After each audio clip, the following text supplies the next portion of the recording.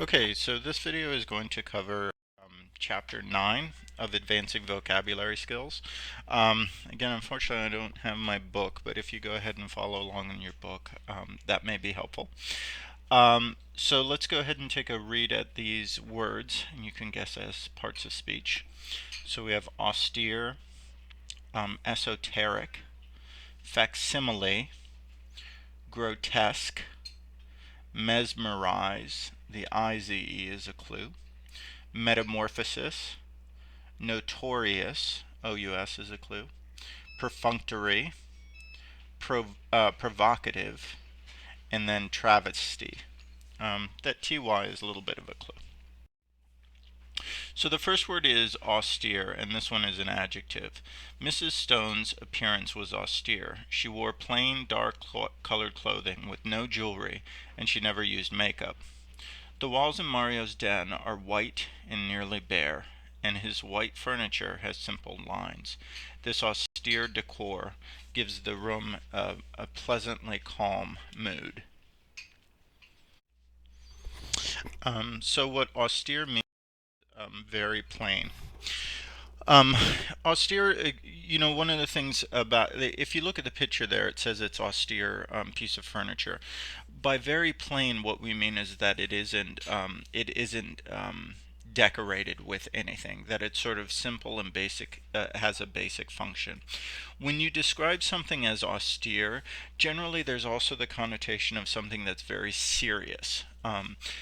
Sometimes you might use the expression we have in English is business-like or no funny business. So something that is austere is just the basics of something, with no embellishment. Um, we uh, we can use austere in a couple of other ways here too, as well. So the definition that's given here in the book, austere, you can also think of it as having an extremely plain and simple style or appearance, or unadorned. Unadorned means it doesn't have any additional decoration. So other words that synonyms that you can think of are like simple, plain, basic, functional, meaning it doesn't have any extra stuff. But you're also going to hear this word austere to describe people, and in that case, it's not really talking so much about their well, it can talk about their appearance, but often it means that if someone is austere, it means that they're very strict or stern or very serious in their manner. So when you describe a person as austere, it means someone who just sticks to the facts, is very simple and very serious about whatever they're doing.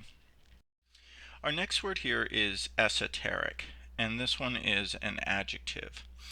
Um, so the instruction manuals come with the instruction manual that comes with computer software often use such esoteric terms that they seem to be written in a foreign language.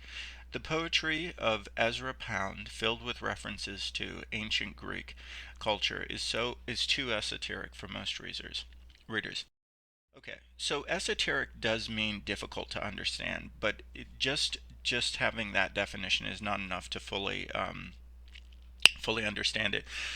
So when we think about something as esoteric, another definition that you can use means it's intended for, or likely to be understood by only a small number of people who have a specialized knowledge or interest. Okay, so let's break that definition down just a little bit. To describe something as esoteric means that it's difficult to understand because it includes words or ideas that most general people won't understand. So that it includes specific words or ideas that are only understood by, specialists. So if we look at the first one, we're talking about the computer software has esoteric terms, meaning that these are words that if you're maybe a computer engineer or a software designer, you will understand, but the majority of people won't understand it. So it's difficult to understand because you don't know those terms. In the second one, the references to ancient Greek culture, the majority of people don't know about ancient Greek culture, so that's why it's esoteric. So be careful about using this as just like to mean, something is unclear, because esoteric, it's, if something is esoteric, it is vague, um, but it's unclear or nebulous, um, only to people who don't know those terms. Um, okay. So our next word here is facsimile, and this one is a noun. So, when a facsimile of the old Sears Roebuck catalog was published recently, it became a bestseller. People enjoyed seeing what was for sale a century ago. The word fax is short for facsimile. With a fax machine, you can send a precise image of a document, pardon me, across the country electronically in seconds. What facsimile means is an accurate copy. Now, let's be careful about this one. A facsimile means an exact copy of something else. Um, so the best way to remember this or understand this is, most of us know what a fax machine is. A fax machine is another word for a word for a copy machine. But a fax machine makes a copy of something and then faxes it, or then sends it to somebody else. But it's an exact copy of the original. When you use a copy machine, you're basically making facsimiles. You're making not the originals, but you're making exact copies of the originals. The facsimile tends to be used for written or printed material. So you could say, you know, that if you, let's say, that you had a picture or a painting, say a famous painting of the Mona Lisa. You could say that a fake copy of it is a facsimile, but generally it's not used that way. Facsimile tends to be used for exact copies of written things, or printed things, rather than of like pictures or other things like that. So our next word here is grotesque, and this one is an adjective. Um, Most people found the movie character E.T. adorable, but I thought the little alien was grotesque, with its weird combination of babyish features and old wrinkled skin. The clown made grotesque faces, squinting his eyes, pulling down the corners of his mouth, and sticking out his tongue. So, grotesque is strange looking, but again, not the best one word definition of grotesque. Grotesque means it's strange, that something is strange looking, but in a disgusting way. In an odd or unnatural shape or appearance or character. This is another definition. Fantastically ugly or absurd, bizarre. So I would say I actually don't agree with the picture there, that the picture is grotesque. Something that is grotesque is strange looking because it's disgusting, because it's unpleasant to look at. So when I think of this word, I always think about when I think I was probably in seventh or eighth grade, and I don't know why I ended up watching this movie, but I watched a movie called The Elephant Man, and The Elephant Man is a it was a movie, but it's based on a true story of a man who had this serious deformity, and I think it was in the late 1800s or something, maybe early 1900s. But basically, his face had all of these bumps and these huge things. I actually encourage you to go to Google and look up Elephant Man, and you'll see what I'm talking about.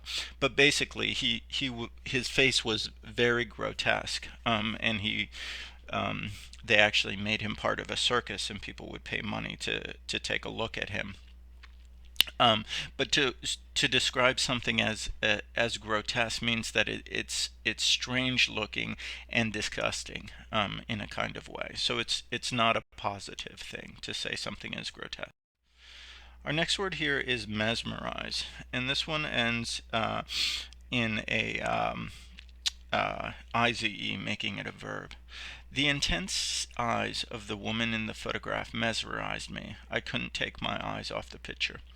When driving at night, you can become mesmerized by the lines on the road or by other cars' headlights or taillights. To avoid a hypnotic state, keep your eyes moving to side, from front to side to rearview mirror. So means to fascinate. Okay, but again, we gotta we gotta break this word down a little bit to understand it in more depth. Um, Mesmerize. So to fascinate means to hold your attention or to make you very interested in something, and we can say that a movie fascinates you, meaning that you could also say it mesmerizes you. The different meaning that it holds your attention, that it really draws in your attention. Um, but the difference between fascinate and mesmerize is that when we talk about mesmerize, we mean that it holds our attention, that it makes us, it's almost like we're under hypnosis. If you don't know what hypnosis is or to be hypnotized is, that means, when people like swing a watch back and forth, and you look at it, and then you go into a sort of a unconscious state. But basically, mesmerize means to hold the attention of someone to the exclusion of all else, or to transfix them. Okay, so what this means is that, when you mesmerize when something mesmerizes you, you don't notice anything else because all of your attention is focused there. It's almost like you're in a dream or something. That everything else is you're oblivious to everything else. You're only focused on the thing that's in front of you. Um, so this word mesmerized almost has sort of like a magical sense to it, of that you're magically, attracted or fascinated or interested in something. Our next word here is metamorphosis, and this one is a noun. So, sorry. Um, a caterpillar's transformation into a butterfly is a well-known example of metamorphosis. In Franz Kafka's famous story, The Metamorphosis, a man wakes up on his 30th birthday to discover he's been turned into an enormous insect. I've never read that book, but that has always really, really creeped me out.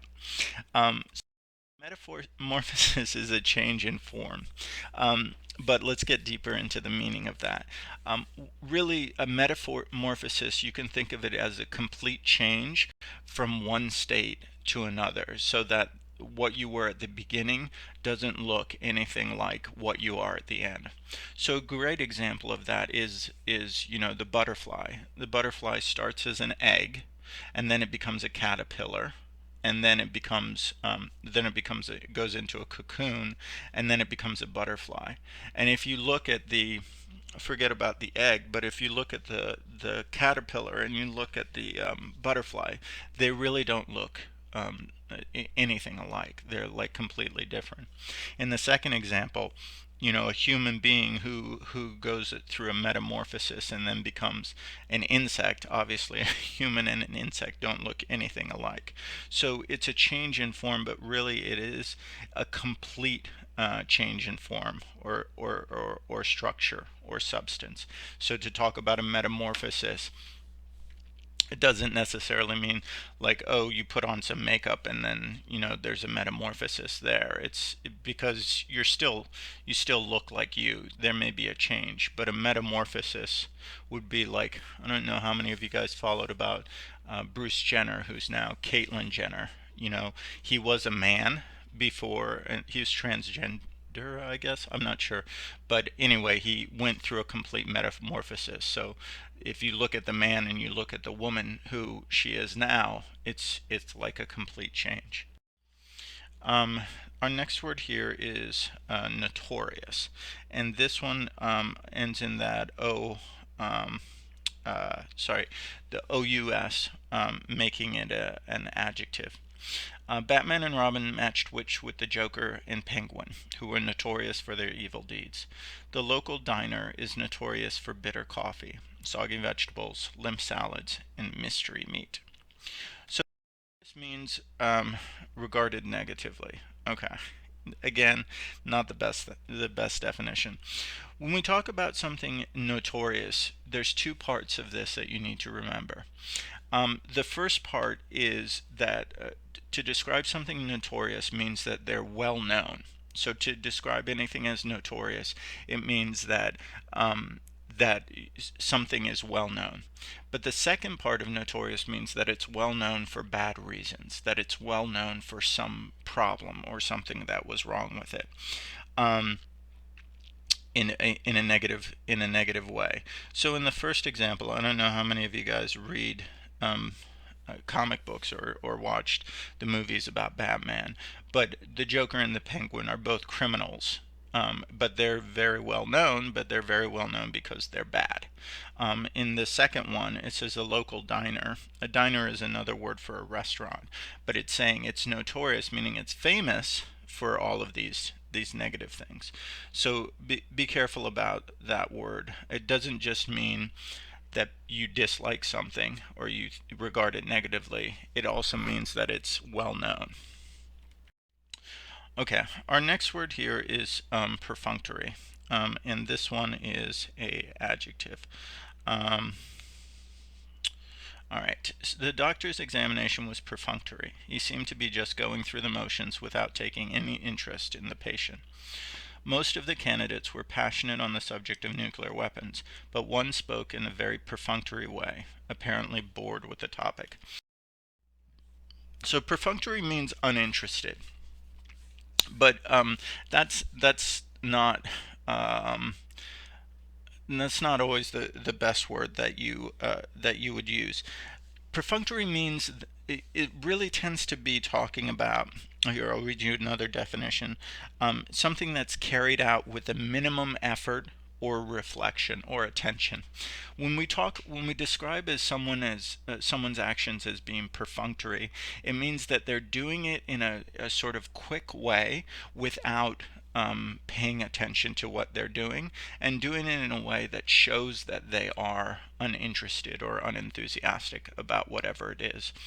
So, in the first example, if a doctor gives a perfunctory examination, it means that they just look at you very quickly and then they say, "Oh, okay, you're fine," or whatnot, but they don't take the time to look at you carefully and pay attention to you. Um, so when we're thinking about this, it doesn't just mean that you don't like something, right? Uninterested means that, you can say, I'm uninterested in ESL 52.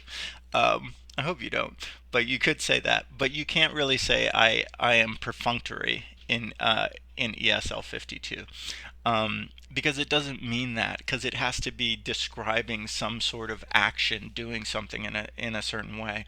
You could, and I hope you don't, describe your professor, the way that the professor teaches as perfunctory, meaning that I'm just going through the motions, that I don't show an interest in the subject, it's just, you probably had these kind of professors before or teachers before who basically they're just reading from the book, and it seems like they haven't prepared or done anything at all, that they're just um, we say in English, just checking off the boxes, so that if someone comes and criticizes them, they can say, well, I did all the things you asked me for, but they don't do it in a careful way. So perfunctory means uninterested, but it also means that someone is doing something just sort of quickly or going through the motions. Okay, our next word here is provocative. Provocative, and this one is just a second. Is a adjective. A good essay is provocative, said our English instructor. It gets the reader's interest and attention, starting with the very first paragraph. To arouse the viewer's curiosity, the television ad began with a provocative image, a spaceship landing on a baseball field at home plate. Provocative means attention getting, but I forget if we've had this word before. I know it's in one of these books, in ESL maybe 32 or 22 or 42, but there's the word provoke, and provoke means to cause someone to do something, normally to cause someone to do something out of anger or out of emotions, meaning to get someone started doing something. Provocative is the adjective that comes out of that verb. So, provocative, we say that something is provocative because it gets your attention, but the reason it gets your attention is because it stirs up anger or some sort of emotion, some sort of strong emotion. Oftentimes it's negatively used, like it can mean causing annoyance, anger, or another strong reaction. And the important thing about something that is provocative is that its intention is to make you upset or make you angry. So I'll give you an example from right now that, if this video is still up later, may not make as much sense. But right now, a lot of the things that President Trump says are provocative. So just today in the paper, I was reading about how he said that he sent out a tweet that said that the press was not just his enemy, but it was an enemy of the people. So he's saying things like that are going to make people angry and upset, but they're also going to get your attention. And the reason that they get your attention is because they make you feel some sort of emotion. Now, if you look at the first sentence here, you can say, well, we're talking about an essay being provocative. In this case, we're not saying that it's making someone angry, but the idea of a good essay is that a hook that makes the reader feel some emotion. So it could be positive or it could be negative, but basically it's getting the person's attention. Our next word here, or our last word here, is travesty, and this one is a noun. Just one second. Okay. The fraternity skit, a travesty of college life, exaggerated and ridiculed many campus activities. The musical comedy version of Hamlet was a travesty. The critics and audience agreed that it made a mockery of Shakespeare's profound tragedy. What a travesty is a joking, disrespectful imitation. Okay. There's actually two meanings of travesty, and only one of them is being used here in the book. But I do want to explain the second one because I think you're more likely to hear the second one than this first one. But let me explain this first one first. Makes sense. So what a travesty is, in this one, it's a very specific, almost literary term having to do with writing or plays. So a travesty basically is a copy of um, uh, is another version of some story or some music, but it's a disrespectful copy of it. It's making fun, in a sense. It's making fun of the original thing. So in the skit, it's saying a travesty of college life, meaning it's making fun in a disrespectful way of college life. In the second one, Hamlet's a famous play, so the musical is a travesty. It's making fun of the original play. So another way to think of this is that it's a distortion of or a misrepresentation of something. Okay, you may hear that, but the other time you may hear travesty um, is sorry. Um, uh, Hold on. Okay, I'm thinking of something else. Um, okay. The other time you may heard travesty is yeah, sorry. I had a different meaning in my head that I'm looking here in the dictionary, and I realized that I was wrong, so I misunderstood something. So this is the meaning of travesty, is that it's a misrepresentation of something else. Okay, I'm so sorry that this one ran long. Hopefully it's helpful. Come to class with any questions you have, and I'll look and do the exercises as well. All right, take care. Bye.